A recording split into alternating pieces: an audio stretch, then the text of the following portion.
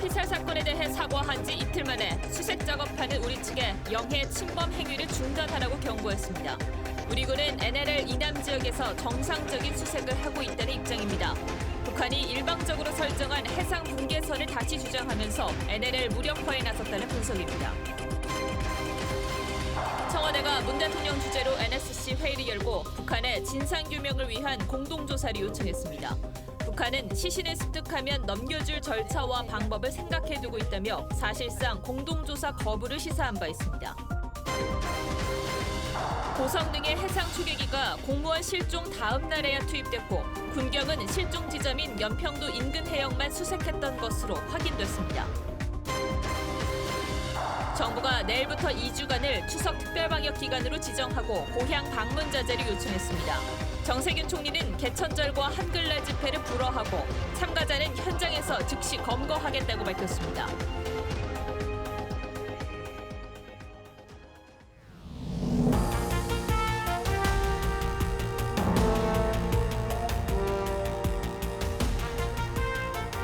여러분 안녕하십니까? 박정훈입니다.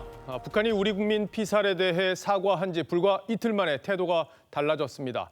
우리 측에서 지금 시신을 찾고 있는데 그 과정에서 자기들 영해를 침범하지 말라고 경고한 겁니다. 수색이 계속되면 불미스러운 사건이 발생할 수 있다고 으름장까지 놨습니다. 하지만 우리 군은 북방 한계선 이남에서만 수색 활동을 해왔기 때문에 북한의 이런 협박이 의아하게 들릴 수밖에 없습니다. 그래서 북한이 이번 일을 계기로 NLL을 무력화하려는 게 아니냐는 시각도 나오고 있습니다. 문재인 대통령은 오늘 긴급 장관 회의를 주재했는데 북한의 사과를 긍정적으로 평가한다면서 조속한 공동조사를 재차 요구했습니다. 북한의 책임을 묻는 내용은 없었습니다. 오늘은 먼저 송병철 기자가 보도하겠습니다. 북한은 조선중앙통신을 통해 남조선 당국에 경고한다라는 제목의 성명을 발표했습니다. 북한은 남측에서 지난 25일부터 숱한 함정과 선박들이 북측 수역을 침범하고 있다고 주장했습니다. 그러면서 이런 행동은 불미스러운 사건을 예고케 하고 있다며 새로운 긴장을 유발시킬 수 있는 서해 해상 군사 분계선 무단 침범 행위를 즉시 중단하라고 요구했습니다. 하지만 우리 군은 현재 해상 수색 활동을 정상적으로 하고 있다고 강조했습니다. 특히 NLL 부근에서 중국 어선이 조업 중이어서 이를 통제하는 활동도 같이 하고 있다며 우리가 해상 분계선으로 삼는 NLL 이남에서만 활동 중이라는 점을 명확히 했습니다. 전문가들은 사건을 더 이상 확대하지 말라는 일방적인 경고로 해석했습니다. 남측에게 경고를 주면서 이 문제는 이 정도 수준에서 매듭을 짓는 것이 낫다라고 판단하는 것 같고요. 서해 NLL 문제는 9.19 군사 합의와도 연결돼 있어 새로운 논란으로 번질 가능성도 적지 않습니다. TV조선 송병철입니다. 보신 것처럼 오늘 북한의 입장문은 이번 사건에 대한 사실상의 역공으로 볼 여지가 충분합니다. 우리 국민이 자신들의 영해를 침범했고 또 수색 과정에서도 같은 일이 반복된다고 주장하면서 되레 큰 소리를 치고 있는 겁니다. 북한은 그동안 6.25 전쟁 이후 설정된 북방 한계선을 부인하면서 자신들만의 해상 분계선을 주장해 왔는데 결국 2년 전 9.19 군사합의 때 서해를 평화 수역화하기로 합의한 게 이런 식으로 역풍을 맞고 있는 겁니다. 권은영 기자가 지도와 함께 좀 더 자세히 설명하겠습니다. 우리 군과 해경은 북한군의 총격으로 사망한 공무원 이 씨의 시신을 찾기 위해서 연평도 인근을 수색하고 있습니다. 군은 NLL 이남에서 정상적인 수색을 하고 있다는 점을 분명히 했습니다. NLL은 6.25 이후 확립된 남북 간 해상 군사 분계선입니다. 그런데도 북측은 우리가 자신들의 영해를 침범하고 있다고 주장하고 있습니다. 북한이 기준으로 삼은 것은 1999년 북한이 연평해전 이후 일방적으로 선포한 서해 해상 군사 분계선으로 보입니다. 이 경계선은 서해 5개 도서의 남단 수역을 고스란히 포함하고 있습니다. 북한은 2007년에는 별도의 경비 개선을 설정하고는 우리 함정이 이를 침범하고 있다고 주장한 적도 있습니다. 해상 군사 분계선인지 아니면 이후에 또 주장했던 경비 개선을 말하는 것인지는 불분명하지만 그러나 분명한 것은 NLL을 인정하지 않겠다. 남북은 2년 전 군사 합의 때 서해 NLL 일대를 평화 수역으로 한다고 합의했고 우리 정부는 북한이 NLL을 인정했다고 평가한 적이 있습니다. 하지만 북한이 공무원 이 씨 피격 사건을 계기로 다시 한번 NLL 무력화에 나섰다는 분석입니다. TV조선 권은영입니다. 북한은 자신들의 영해를 침범하지 말라는 주장과 함께 시신을 찾으면 넘겨주겠다고도 했습니다. 청와대가 요구했던 공동수색과 공동조사를 사실상 거부한 겁니다. 그러자 청와대는 보신 것처럼 재차 공동조사를 요구했습니다. 하지만 청와대 발표 내용을 보면 북한이 이 요구를 거부할 경우 어떤 조치를 취하겠다는 구체적인 내용은 없었습니다. 계속해서 박경준 기자가 보도합니다. 북한은 오늘 오전 조선중앙통신을 통해 해상과 해안 일대를 수색하고 있고 시신을 수습하면 남측에 넘겨줄 절차와 방법까지 생각하고 있다고 밝혔습니다. 사망한 이 씨의 시신을 찾으면 우리에게 넘겨주겠다는 겁니다. 이는 어제 청와대에서 북한에 요구한 공동수색과 추가 조사를 사실상 거부한 것으로 풀이됩니다. 청와대는 오후 3시 문재인 대통령 주재로 긴급 안보관계장관 회의를 열고 북한의 재차 공동조사를 요구했습니다. 사건 경위와 사실관계에 차이점이 있으므로 조속한 진상규명을 위한 공동조사를 요청함. 이와 함께 지난 6월 단절된 군사통신선 복구와 재가동도 함께 요청했습니다. 청와대의 재조사 요구가 남북 간 물밑 협상을 통해 사전 조율됐을 것이라는 관측도 있지만 북한과 우리 정보당국이 파악한 이 씨의 사망 당시 상황이 판이하게 다른 만큼 청와대가 이대로 덮고 갈 수는 없다는 지적도 나옵니다. 대응이 소극적이다라는 그런 비판의 목소리가 있기 때문에 지금 일단은 여기서 한 발 더 정부가 나가는 모습을 취했다. 그렇게. 문 대통령의 재차 요구에도 북한이 우리의 공동조사 요구를 끝내 거부할 경우 이 씨의 죽음을 둘러싼 진실규명은 사실상 어려울 전망입니다. TV조선 박경준입니다. 정부는 첫 발표 때부터 이 씨가 월북 의사를 북한에 전달했고 총격에 의해 사살돼 불에 태워졌다고 주장을 했었죠. 하지만 북한은 통지문을 통해 총격 사실만 인정해서 논란이 불거진 바 있습니다. 그런데 우리 군이 사살되는 장면과 불에 훼손되는 모습을 사진 형태로 확보한 것으로 저희 취재 결과 확인됐습니다. 당초 감청에 의한 것으로만 알려졌었죠. 정부가 구체적인 물증을 더 갖고 있었던 겁니다. 하지만 이런 증거를 갖고도 우리 정부는 북한의 통지문에 아무 대응도 하지 않고 있습니다. 최지원 기자의 단독 보도입니다. 정부 소식통에 정통한 여권 관계자는 북한이 이 씨를 사살하고 시신을 태우는 모습이 담긴 사진을 정부가 확보하고 있다며 신빙성 면에서 사진이 찍힌 것과 눈으로 본 것 중 어느 것이 더 정확하겠느냐고 했습니다. 북한은 사람이 사라진 것을 본 뒤 부유물만 태웠다고 했는데 우리 군은 감청과 함께 정찰 자산 등을 통해 확실한 근거를 확보하고 있었다는 겁니다. 다만 강민석 청와대 대변인은 이에 대해 사실 무근이라며 부인했습니다. 이 관계자는 또 국방부에서 국회 국방위원들에게 공개하지 않은 자료가 더 있다고 했다고 밝혔습니다. 군 당국은 당시 소각 이유로 코로나 방역을 꼽기도 했습니다. 북한 국경지대 코로나 방역 조치는 무단 접근하는 인원에 대해 반인륜적 행위들이 한 국회 국방위원은 또 북한 해군 내부 보고 내용에 이 씨가 월북을 하겠다고 한다는 말이 있었고 죽이냐 살리냐를 물었는데 북한 상부의 고심이 커 쉽게 결론 내지 못하다 막판에 사살된 것으로 정부가 파악했다고 밝혔습니다. 결국 통상적인 월북 절차에 따라 이 씨가 북한에 구조돼 조사를 받는 절차를 예상했지만 김정은 정권의 잔혹함을 간과하면서 이번 사건이 비극으로 결말을 맺게 됐습니다. TV조선 최지원입니다. 북한은 우리 국민을 향한 총격이 정장, 그러니까 현장 지휘관의 결정에 따른 것이라고 밝힌 바 있습니다.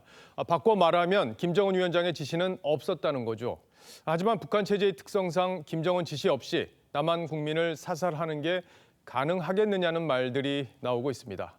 책임 소재를 가리는 데 중요한 문제인데 오늘은 이 문제를 자세히 따져보겠습니다. 자, 차정승 기자, 우리 군의 발표를 보면 상부의 지시로 총격이 가해졌다 이렇게 돼 있잖아요. 그런데 북한의 통지문과는 내용이 완전히 다릅니다. 북한 전문가들은 이걸 어떻게 보고 있습니까?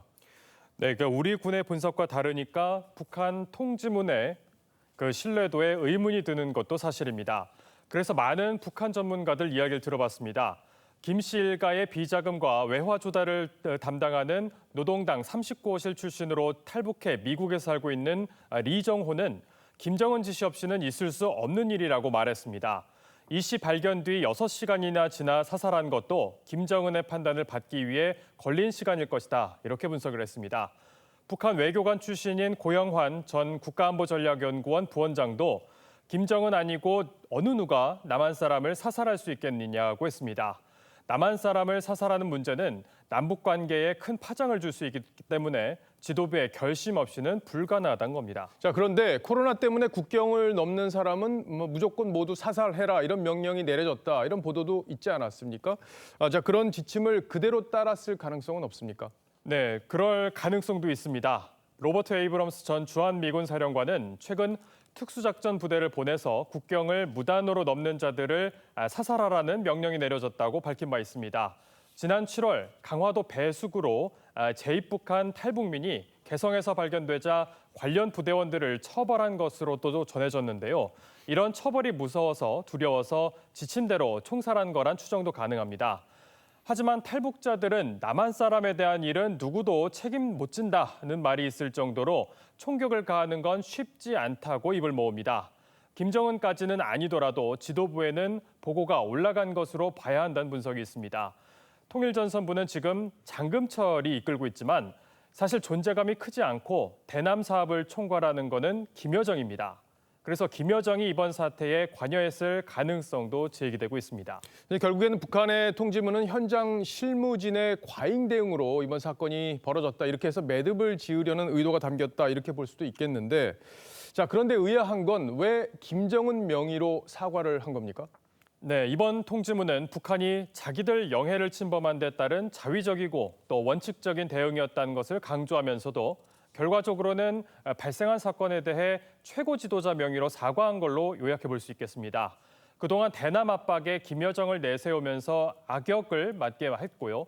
관계 진전 때는 김정은이 나서면서 통큰 지도자의 모습으로 포장하려는 의도가 담긴 것으로 보입니다. 자, 이번 사건은 국제사회에서도 상당히 지금 비난을 받고 있는 그런 문제인데 지도부의 결정이 아니라는 건 어떤 그런 국제사회의 시각도 북한이 의식하고 있다. 이렇게 볼 수도 있는 건가요? 네, 그렇습니다. 이번 사건은 무장하지 않은 민간인을 무참하게 살해한 반인륜적인 범죄 행위입니다. 크리스토퍼 힐 전 국무부 동아태 담당 차관보는 북한이 전 세계적인 비난을 피하려는 것이라며 일종의 세계적인 역풍을 원하지 않은 것이라고도 했고요. 미국과 테러 지원국 해제 협상에 앞서서 불리한 요소를 지우려는 포석이라는 분석도 있습니다. 추석 직후로 예정된 폼페이오 국무장관의 방안에 앞서서 비난 수위를 누그러뜨리려는 의도도 있는 것으로도 보입니다. 예, 어쨌든 김정은 위원장의 사과, 이게 진정성을 인정받으려면 우리 정부가 요구한 이 공동조사, 여기에 응해서 진실을 정확히 규명하는 노력, 이게 필요해 보입니다. 차정승 기자 잘 들었습니다.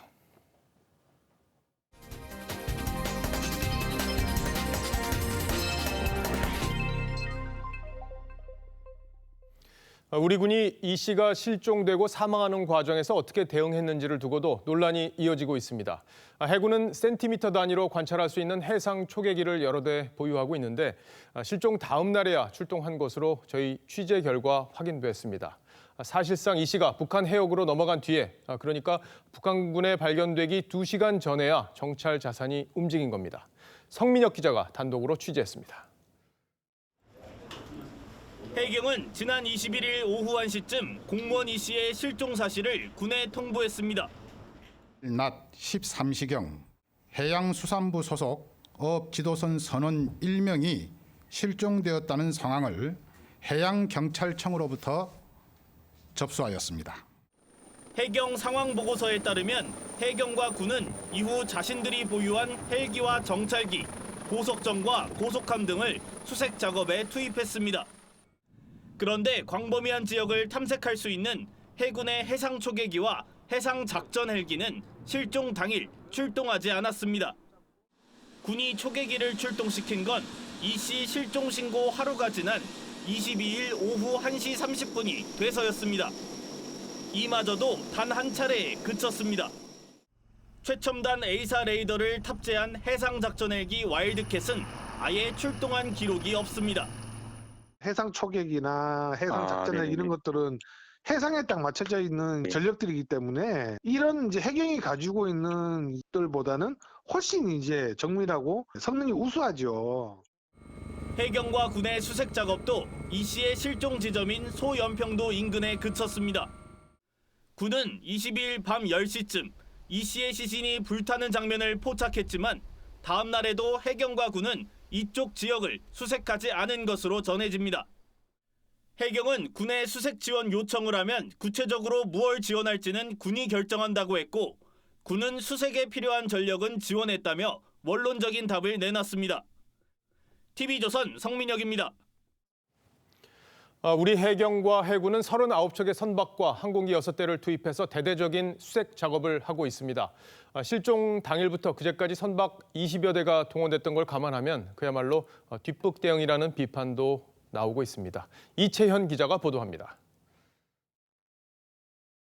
해양경찰과 해군은 연평도 서방부터 소청도 남쪽까지 광범위한 구역을 수색 중입니다. 해경 경비함정 13척, 해군 고속정 등 16척으로 선박 39척과 항공기 6대가 투입됐습니다. 21일 실종 당일부터 닷새가는 많아야 선박 22척이 투입됐는데 어제부터 대폭 늘었습니다. 해경 측은 지난 25일 북한이 유류품만 불태웠다는 발표 이후 수색 인원과 전력을 늘렸다고 설명했습니다.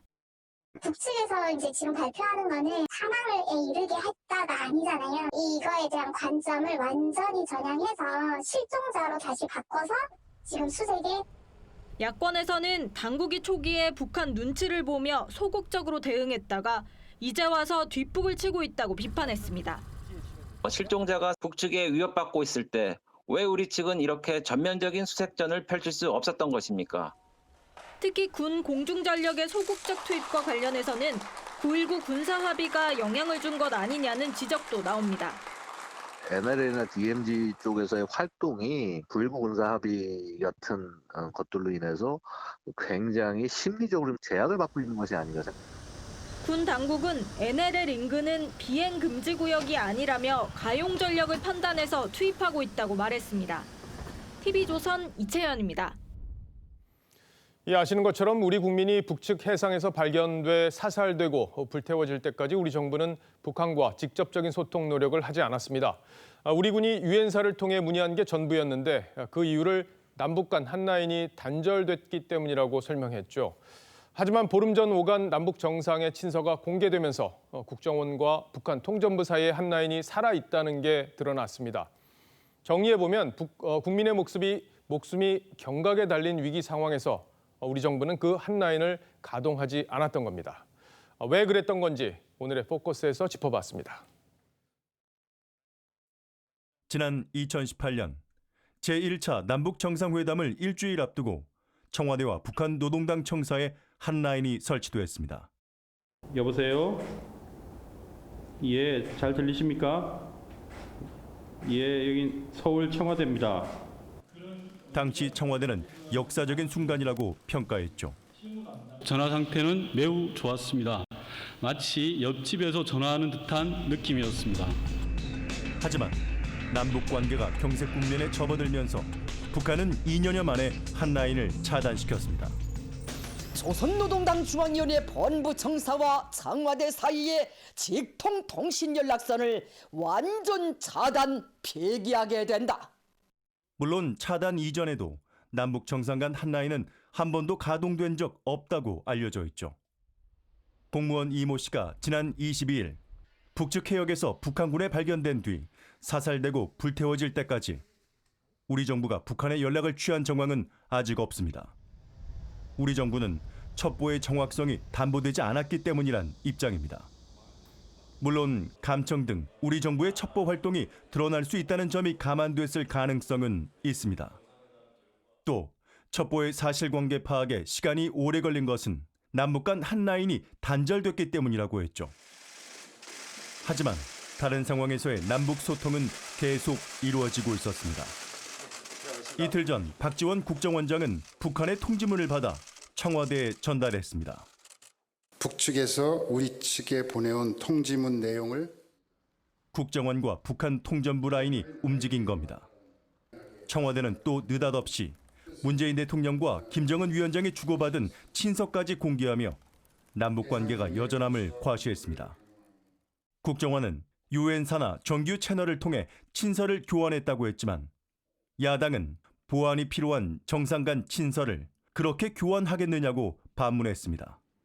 정작 우리 국민의 생명을 구할 수 있는 골든타임에 남북 간 소통 라인이 가동되지 않은 겁니다. 친서 주고받는 사이였다. 그 창구를 통해서 우리 국민 구출하는 노력을 안 했느냐. 처음에는 연락수단이 없다고 그랬어요. 그것도 거짓말이었잖아요. 대신 북한의 입장과 해명을 전달하는 용도로만 활용된 셈입니다.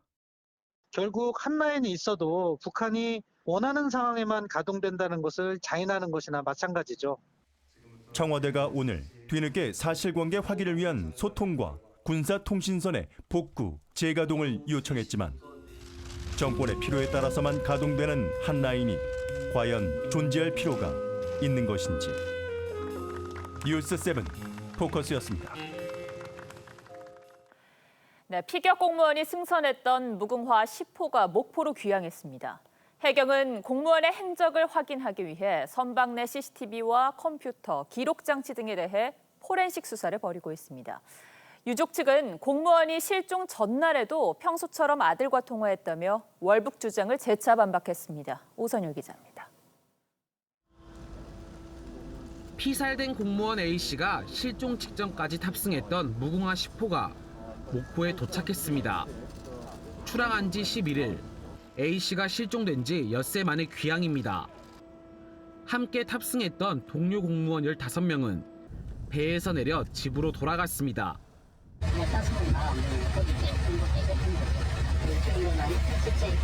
수송 일정이기 때문에 언제 출항하고 할지는. 해경은 무궁화 10호의 컴퓨터와 CCTV, 항해 기록 저장 장치에 대해 디지털 포렌식 작업에 나섰습니다. CCTV하고 GPS 프로터가 있어요. 그다음에 사무실에 쓰는 PC, 디지털 포렌식을 이제 하는 중이. 해경은 국방부에 이 씨의 월북 정황이 담긴 자료를 요청한 상태입니다.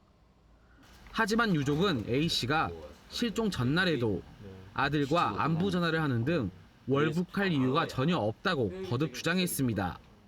월북이 아닌 임무 수행 중에 추락한 사고사예요. 당직이 이제 00시부터니까 거의 10시 다 돼가서 아마 전화를 공부 열심히 해라. 군 당국은 내부 검토를 거쳐 자료 제공 여부를 내일까지 해경에 알려주기로 했습니다. TV조선 오순열입니다.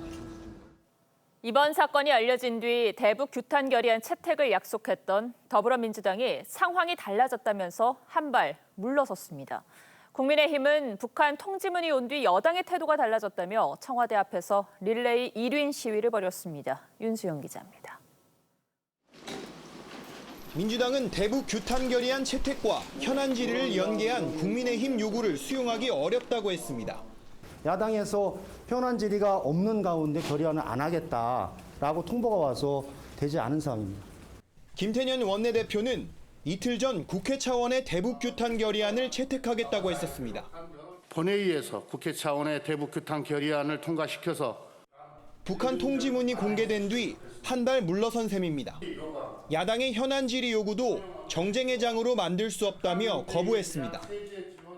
김 원내대표와 국민의힘 주호영 원내대표는 오늘 회동할 예정이었지만 성사되지 않았습니다.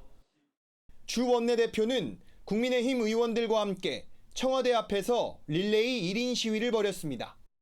국군의 날 행사에서도 북한의 만행이나 그다음에 우리의 요구에 대해서 이런 방구도 없었습니다. 그래서 많은 국민들이 우리 대통령이 지금 어디 계시냐. 시위장을 찾은 김종인 비대위원장은 미안하다는 표현이 담긴 북한 통지문이 온 뒤 여당이 태도를 바꿨다고 했습니다. 규탄하는 거를 하기로 했다가 갑자기 그저 사과 전문이 오고 난 다음에 태도를 지금 바꾸고 있는 거기 때문에. 국민의힘은 내일 국회 본관 계단 앞에서 비상의원총회를 열고 대응 방안을 논의할 계획입니다. TV조선 윤수영입니다. 서울 지하철 2호선 신도림역 환경미화원들이 밀폐된 휴게실에서 함께 식사해 무더기로 코로나19에 감염됐습니다. 또 내일부터는 2주간 추석 특별 방역 기간이 시작되는데 특히 개천절과 한글날에 예고된 집회에 참석하면 현장 검거하겠다면서 정부가 엄정 대응 방침을 밝혔습니다. 송민성 기자입니다. 서울 신도림역 2호선. 이곳에서 일하는 청소용역업체 소속 환경미화원들이 감염돼 휴게실이 폐쇄됐습니다. 지난 25일 첫 확진자가 나온 이후 현재까지 총 9명이 확진됐습니다. 휴게실 안에서 도시락을 같이 드신 것 같아요. 식사하고 이분들을 또 만나다 보니까 그렇게 좀 퍼진 게 아닌가. 이 밖에 서울 도봉구 요양시설에서 5명, 강남구 부동산 업체에서 6명이 추가되는 등 수도권 도심에서 집단 감염이 확산하면서 신규 확진자는 95명 늘었습니다. 추석을 앞두고 불안한 확산세가 이어지는 가운데 내일부터 2주간 추석 특별 방역 기간이 시작됩니다. 고위험 시설은 문을 닫고 모임과 축제도 금지됩니다. 정세균 총리는 전쟁에 준하는 사태라며 고향 방문이나 여행을 자제해달라고 강조했습니다. 특히 일부 보수단체가 개천절과 한글날 등의 집회 강행 움직임을 보이는 데 대해 무관용 원칙으로 대응하겠다고 밝혔습니다. 사전에 집결을 철저히 차단하고 불법 행위자는 현장에서 즉시 검거하는 등 엄정 대응하겠습니다. 방역당국은 향후 2주간이 하반기 유행을 결정지을 거라며 거리 두기를 철저히 지켜달라고 당부했습니다. TV조선 송민선입니다. 상온 노출이 의심되는 독감 백신을 접종한 사람이 하루 사이 100명 늘어 300명을 넘어섰습니다. 이 백신이 괜찮은지 여부를 확인하는 품질 검사 결과가 나오려면 일주일 정도 더 걸릴 전망인데 조사 중에서도 접종자 수가 늘어나고 있어 불안감이 커지고 있습니다. 유지현 기자입니다.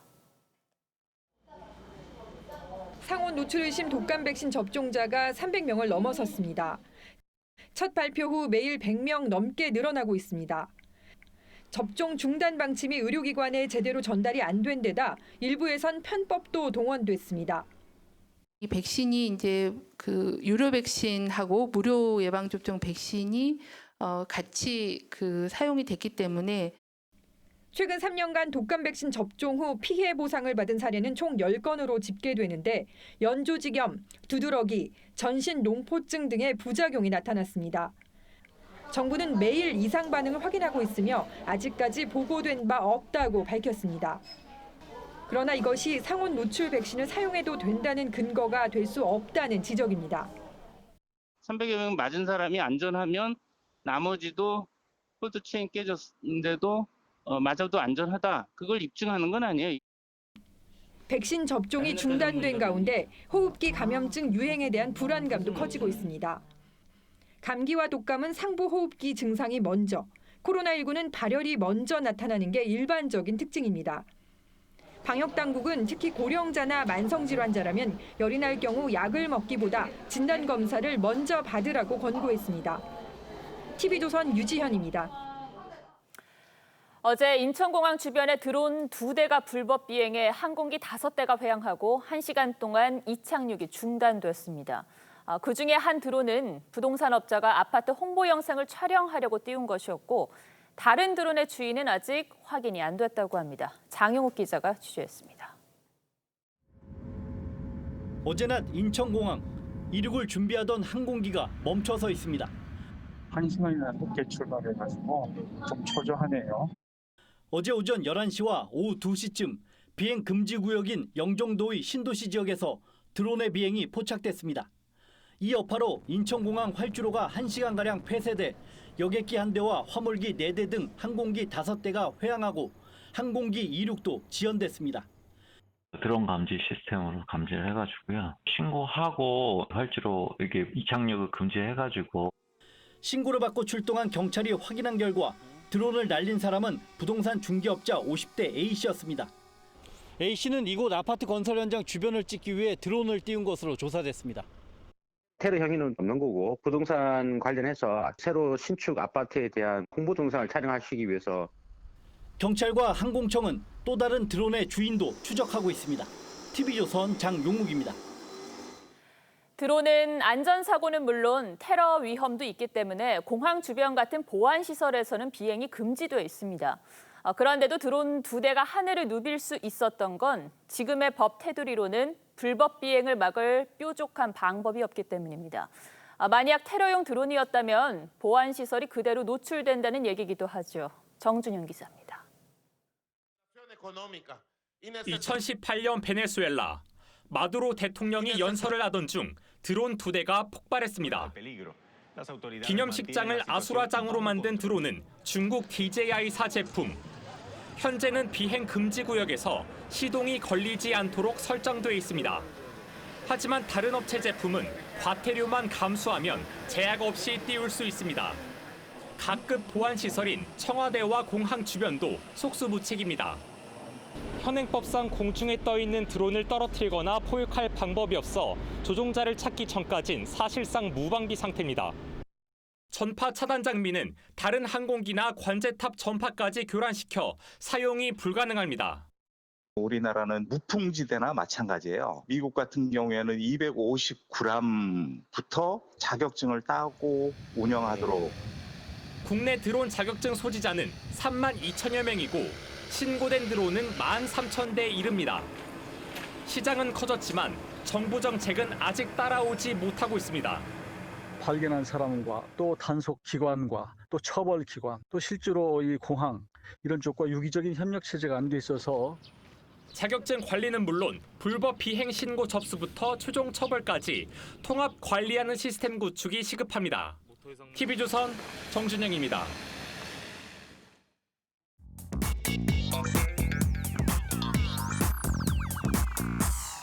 뉴스야 시작합니다. 정치부 서주민 기자 나와 있습니다. 첫 번째 물음표부터 보죠. 네, 첫 번째 물음표는 김정은 개몽군주 오타냈나로 하겠습니다. 예, 어제 저희가 유시민 이사장이 김정은 위원장을 개몽군주라고 얘기한 부분, 그게 논란을 낳고 있다는 걸 소식을 전해드렸는데 오타를 했다. 이건 무슨 얘기인가요? 네, 그 청와대 청원 시무 7조를 썼던 진인 조은산이 자신의 이 블로그에 올린 글에 들어 있습니다. 김정은을 개몽군주라고 본다는 유시민 이사장에 대해서 이 오타를 낸 것 아닌가라고 강하게 비판을 했습니다. 그러면서 저들의 만행은, 그러니까 북한의 만행은 온데간데 없고 자애로운 장군님의 사과 하나에 또다시 온갖 벌레들이 들러붙어 빨판을 들이민다라고 썼습니다. 사실 유 이사장에 대한 비판 수위는 더 원색적이었지만 방송이라서 그대로 옮기지는 못했습니다. 예, 그렇군요. 자, 어제도 저희가 말씀을 드렸는데 이게 지금 이제 우리 국민이 처참하게 살해된 상황에서 그 책임 있는 김정은 위원장을 저렇게 평가한다는 게 과연 타당한 일인지 그런 건 한번 생각해 볼 필요가 있어요. 유족 입장도 있기 때문에 그렇죠. 말이죠. 예. 자, 어쨌든 여권에서는 이제 그제 북측이 보낸 이 사과 통지문을 놓고 일종의 이제 국면 돌파용으로 활용하겠다 이런 의지도 좀 엿보이고 있는 거 아닌가요? 그렇습니다. 이제 곧 추석 연휴인데 사실 추석 밥상머리 이슈가 여론을 형성하는데 사실 상당히 중요하지 않습니까? 그러니까 북한 총격 사건으로 코너에 몰렸던 정부 여당으로서는 이 사과가 담긴 북한 통지문을 이 여론을 반전시킬 수 있는 계기로 삼으려는 것으로 보입니다. 정세현 전 통일부 장관이 이번 사건을 전화위복의 계기로 삼아야 한다라고 한 것도 같은 맥락이죠. 이런 참극이 어떻게 복이 된다 이렇게 보는 건지 참 의아하기도 합니다. 네, 정부는 이 미안하다는 표현이 담긴 북한 통지문에 상당한 의미를 부여했습니다. 이렇게 신속하게 또 미안하다는 그 표현을 2번씩이나 사용하면서 이렇게 북의 입장을 발표한 적은 없었던 것으로 그렇게 알고 있습니다. 자, 그런데 이제 이낙연 대표가 시신 훼손을 화장이라고 표현을 해서 논란이 또 되고 있던데 이게 방역 차원에서 시신을 불태운 거지 장례를 치러준 건 아니지 않습니까? 네, 맞습니다. 그 이낙연 대표는 이 오늘 페이스북에 이번 사건에 대해서 유감을 표한다면서도 이 시신 화장 여부 등에서 이 남북의 기존 발표는 차이가 난다. 남북 공동조사 제안을 북측이 수용할 것을 촉구한다라고 썼습니다. 그래서 이 사전을 찾아봤는데 화장은 시체를 불살라서 이 장사 지냄이란 뜻으로 일종의 장례 절차를 의미하는 말이었습니다. 이 대표 측에 따로 전화를 해보니까 이 화장 표현에 대해서는 문제가 없다는 취지로 답을 했습니다. 문제가 없다. 네. 자, 이 대표가 이제 단어 하나하나에 굉장히 민감한 편인데 왜 그런 표현을 썼는지 잘 이해가 되진 않습니다. 자, 첫 번째 물음표 정리해 보죠. 네, 첫 번째 물음표 김정은 개몽군주 오타냈나의 느낌표는 미안이라고 쓴 변명이라고 하겠습니다. 예. 이 사과가 진정성이 있으려면은 김정은 위원장이 직접 했느냐, 안 했느냐, 또는 2번 했느냐, 3번 했느냐가 문제가 아닐 겁니다. 진실을 받아들이지 않는 사과, 이 미안해, 이 10,000번을 해도 그건 그냥 변명일 뿐이겠죠. 예. 자, 두 번째 물음표로 가죠.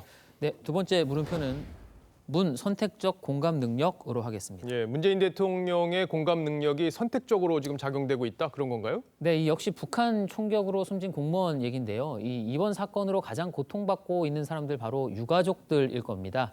먼저 유족의 얘기를 한번 들어보시죠. 동생을 월북자라고 지금 추정을 해버리지 않습니까? 군이나 국방부에서 반드시 해명을 좀 해야 됩니다. 군이나 국방부의 관계자의 그 어떤 사람한테 연락을 좀 받아본 적이 없거든요. 연락을 받은 적이 없다는 거는 이제 정부 여당이 이제 이번 사건에 대해서는 유족에 적극적으로 좀 대응하지 않고 있다. 이렇게 지금 본인은 이해를 하고 있는 거군요. 그렇습니다. 이 형님분과 오늘도 통화를 한번 해봤는데 이 해수부로부터 심심한 위로를 표한다는 서한이 온 것을 제외하고는 아직까지 청와대나 군 관계자, 여당 의원 등 이 누구로부터도 연락이 없었다고 합니다. 사실 정부의 이런 대응은 길어지고 있는 대통령의 침묵에서도 잘 나타납니다. 유가족에 대한 위로나 유감 표명은 물론 이번 사건에 대한 언급 자체가 전혀 없습니다. 지난 25일 국군의 날 기념사에 들어간 이 단호히 대응할 것이라는 이 표현이 대통령이 직접 써넣었다고 이 청와대가 설명한 것 정도가 고작입니다. 예. 사실 이제 과거 정부에서 벌어졌던 참극 때는 문재인 대통령이 상당히 적극적으로 유가족들을 위로하는 그런 모습들이 화면에 비춰졌던 게 저도 생각이 나는데 이번 사건에서는 전혀 그런 부분이 드러나질 않고 있고 문재인 대통령이 또 직접 정부의 대응이나 이런 부분에 대해서 사과하거나 유감을 표명한 것도 지금 아직까지 나오지 않고 있어요. 그렇습니다. 이 문 대통령은 이 세월호 사건 당시에 유족들을 직접 찾아서 손을 잡고 또 아픔을 위로했었죠.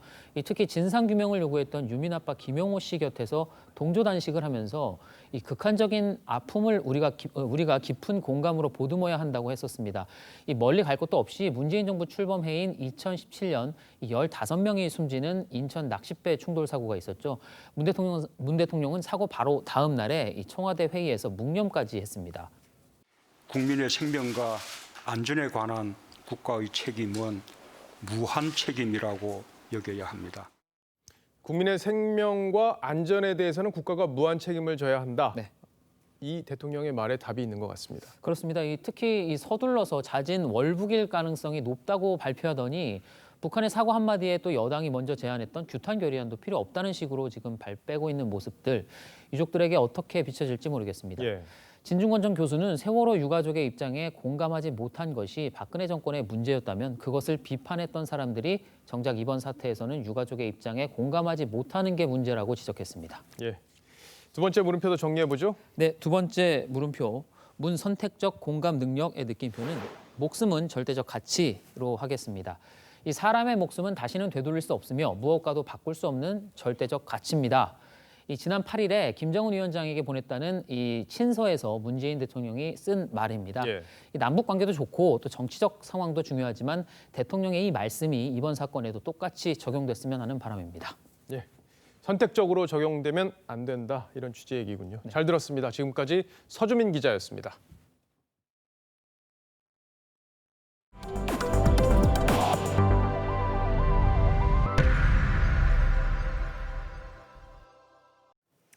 네, 미국 텍사스주의 수돗물에서 뇌를 파먹는 아메바가 검출돼 시 전체에 수돗물 금지령과 재난 사태가 내려졌습니다.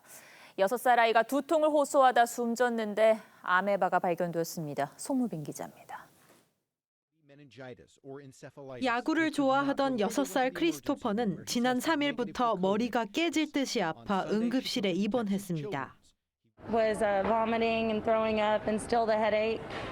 But I mean, kids get sick. That first head CT that they did on him did show the brain swelling. 두통 닷새 만인 8일, 크리스토퍼는 결국 세상을 떠났습니다. 아이 머리에선 뇌 먹는 아메바, 네글레리아 파울러리가 발견됐습니다. 오염된 물에 기생하다 코를 통해 뇌에 침투한 뒤 세포를 파먹고 뇌를 붓게 합니다. 감염은 드물지만 치사율이 97%에 이릅니다. 수돗물 검사 결과 11개 샘플 중 3개에서 아메바 양성 반응이 나왔습니다. 시는 수돗물 사용 금지령과 재난 사태를 선포했습니다. something in our system? Do we have a cross-contamination somewhere in our system? Or could it be wells as well? 2015년에도 텍사스주에서 14살 소년이 이 아메바에 감염돼 숨졌습니다. 따뜻한 물을 좋아해 기온이 높은 텍사스나 캘리포니아주에선 해마다 피해자가 나옵니다. TV조선 송무빈입니다. 프로축구 인천이 6골을 넣으며 1부 리그 잔류 희망을 키웠습니다. 프로야구 3위 자리를 놓고 다투는 LG와 KT의 맞대결에서는 LG가 실책으로 무너졌습니다. 스포츠 소식은 이다솜 기자가 보도합니다. 경기 시작을 알리는 휘슬 2분 만에 성남 연재훈이 레드카드를 받습니다. K리그 역대 최단 시간 퇴장. 기회는 수적 우위의 인천에게 넘어갔습니다. 김준범과 무고사의 골로 전반전 예열을 마친 인천. 후반전 불꽃은 더 세게 타올랐습니다. 김도혁의 2골로 4대0까지 점수차를 벌리더니 경기 막판 무고사가 2골을 또 몰아넣으며 해트트릭까지 완성했습니다. 6대0 대승. 6골은 팀 창단 이후 최다골 기록입니다. 한 번에 6득점을 올린 인천은 부산과 승점 21점으로 어깨를 나란히 했지만 다득점에서 앞서며 113일 만에 11위, 1부 리그 탈꼴찌에 성공했습니다. 이영종이 4타점으로 날아다닌 LG. 4대3으로 앞선 9회 말 이루수 정주현의 송구가 더가웃까지 날아듭니다. 마무리 고우석은 희생 번트를 처리하다 송구 실책을 범해 결국 동점을 허용합니다. 설상가상 3루 도루까지 내준 LG. 결국 KT는 배정대의 끝내기 안타로 5대4 역전에 성공, 단독 3위를 탈환했습니다. 어제 하루 만에 홀인원 3개가 나왔던 KLPGA 팬텀 클래식. 안송이가 마지막 4라운드에서 접전 끝에 최종 합계 10언더파로 통산 2승에 성공하며 우승 상금 1억 2천만 원을 수확했습니다. TV조선 이다솜입니다.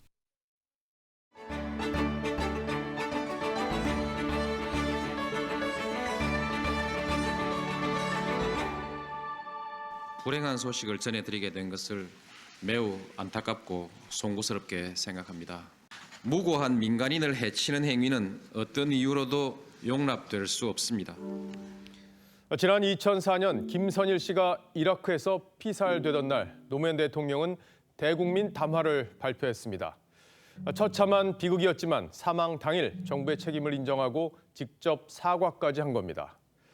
문재인 대통령은 과거 영화 광해를 보면서 백성을 아끼는 모습이 노무현을 닮았다고 한 적이 있습니다. 임금이라면,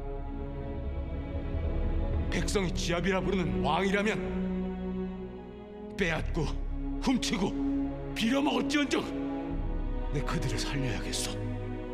내 나라 내 백성이 열갑절 백갑절은 더 소중하오. 하지만 북한군이 우리 국민을 참혹하게 살해하던 그 순간 문 대통령은 어디서 무엇을 하고 있었던 걸까요? 국민이 북한군에 잡혀 있다는 보고를 받고도 구출 지시를 하지 않았고 군도 그 6시간 동안 지켜보기만 했습니다. 대통령은 참상을 보고받은 뒤에도 이렇게 한가롭게 문화 공연까지 관람했습니다. 다음 날엔 사과 한마디 없이 평화만 6번 이야기했습니다. 세계 평화의 현장에서 평화를 만드는, 평화를 지키고 평화를 만드는, 조국의 안정과 평화를 만드는, 평화를 만들고 지키고 키울 수 있습니다. 이런 모습 탓에 많은 국민은 문재인식 평화라는 게 도대체 뭔지 그 의미를 묻고 있습니다. 무엇보다 피살 첩보가 청와대에 보고된 이후 다음 날 대통령 대면 보고가 있을 때까지 그 10시간 동안 대통령은 뭘 했는지 국민은 궁금해하고 있습니다. 청와대만 알고 대통령은 몰랐다는 설명, 상식에 비춰서도 잘 납득이 되질 않습니다. 특히 문 대통령은 박근혜 전 대통령의 세월호 7시간을 탄핵 사유라고 비판했고 불과 한 달 전에도 국민의 생명을 최우선하겠다고 다짐했기 때문입니다. 대통령이 세월호 7시간을 진실을 밝히지 않는 것은 그것 자체가 또 하나의 탄핵 사유라고. 대한민국은 이제 단 한 사람의 국민도 포기하지 않을 것입니다. 영해를 침범해 규정대로 사살했다는 북한의 적반하장식 사과에 통일부 장관은 미안하다는 표현을 2번이나 썼다고 의미 부여를 했죠. 이 판국에 김정은이 계몽군주라는 황당한 주장까지 나왔습니다. 가장을 잃은 슬픔은 안중에도 없는 듯한 말들에 유족들은 억장이 무너졌을 겁니다. 그래서 지금은 과거 정부에서 참극이 빚어질 때마다 유족을 위로하며 대통령의 역할을 강조했던 문재인 대통령의 진실 규명 의지가 어느 때보다 중요한 순간입니다. 오늘 앵커하고는 한마디는 문재인의 10시간 그리고 침묵이었습니다.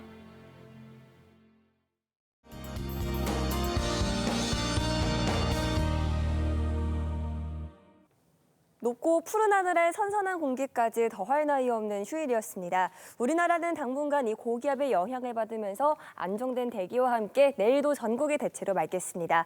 단 이렇게 날이 맑으면 볕을 막아줄 구름이 없어 일교차가 크게 벌어지는데요. 내일 아침 기온은 서울 16도, 대전 13도, 대관령이 4도에서 출발하겠고요. 낮 동안 기온이 큰 폭으로 오르면서 서울 26도, 광주 25도, 대구는 24도에서 머물겠습니다. 특히 강원 산지와 경북 북동 산지에는 서리가 내릴 가능성이 있어서 농작물 관리에 유의하셔야겠습니다. 현재 남해상과 동해상엔 풍랑특보가 내려진 가운데 내일까지 바람이 매우 강하게 불겠고요. 물결도 최고 4m로 매우 높게 일겠습니다. 연휴 첫날인 수요일까지는 맑은 날씨가 이어지겠고 추석 당일인 목요일과 금요일에는 수도권과 영서에 비가 내릴 전망입니다. 날씨였습니다. 9월 27일 뉴스7 여기서 마치겠습니다. 시청해주셔서 고맙습니다.